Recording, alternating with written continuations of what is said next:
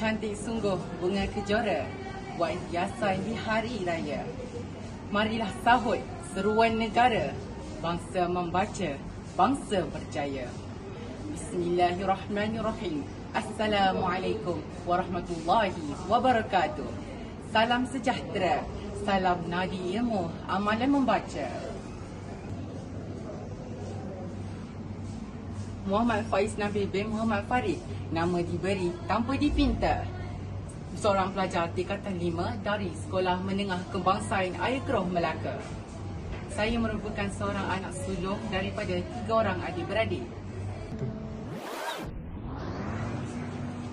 Saya ingin mengikut jejak langkah seperti ibu saya dan bercita-cita untuk menjadi seorang guru matematik.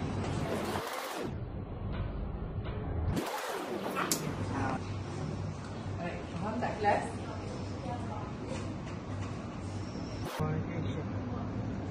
Membaca buku telah pun menjadi hobi saya sejak sekolah rendah lagi. Seiring dengan itu, saya ingin berkongsi dengan anda semua mengenai sebuah buku yang cukup menarik berjudul Menjadi Ulul Albab, Generasi Jinis Bertakwa.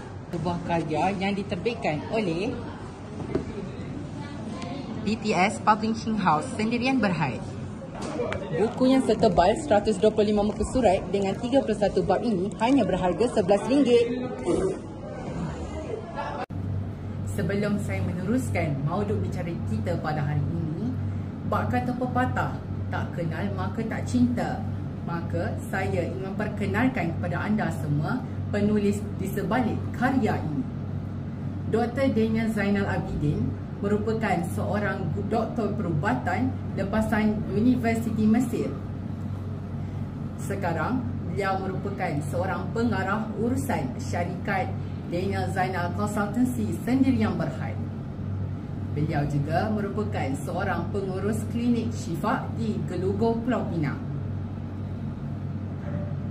Karya ini mengisahkan mengenai satu golongan yang digelar sebagai Ulul Albab. Golongan Ulul Albab ini bermaksud golongan yang suka berfikir dan mengkaji tentang alam. Maksud lain bagi Ulul Albab ialah mempunyai akal yang sempurna dan bersih, iaitu mempunyai cara yang berfikir dan menilai sesuatu perkara adalah betul berlandaskan agama. Golongan Ulul Albab ini dipuji oleh Allah Subhanahu Wa Taala kerana mereka suka melakukan 2 perkara ini, iaitu berzikir dan berfikir. Zikir bermaksud mengingati Allah Subhanahu Wa Taala dalam semua keadaan serta melakukan semua perkara dengan atas landasan agama. Dalam erti kata lain, zikir bermaksud ketaatan yang menyeluruh. Apabila kita mengingati Tuhan kita, perasaan tenang akan timbul. Dengan ketenangan daripada zikir tadi, maka dia akan mendamaikan jiwa kita. Kedamaian jiwa pula memberi kesan yang baik kepada minda kita. Kesannya, kita tidak akan dilanda stres ataupun tekanan yang melampau. Golongan Ulul Albab ini gemar berzikir dan berfikir. Namun, apakah yang mereka selalu fikirkan? Kejadian siang dan malam, kejadian manusia serta penciptaan otak seringkali menjadi persoalan dan buah perbincangan di dalam golongan Ulul Albab. Hal ini kerana mereka sering memikirkan kekuasaan Allah Subhanahu Wa Taala serta penciptaan makhluknya.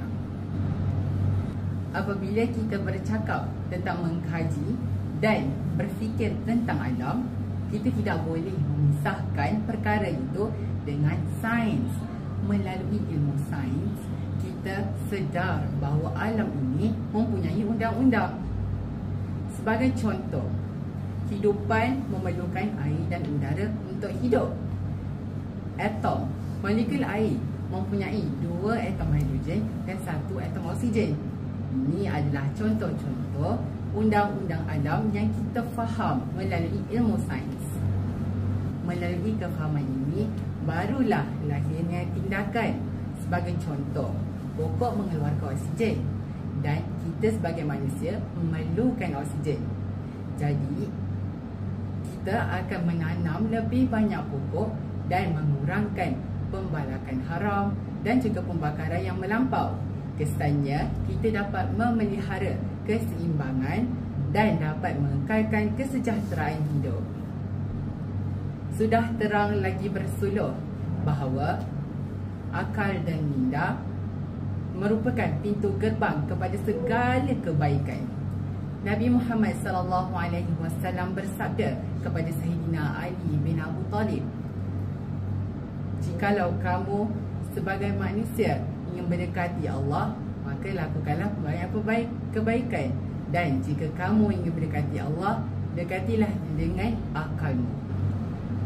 Golongan ulul albab ini merupakan golongan yang mengutamakan zikir dan fikir.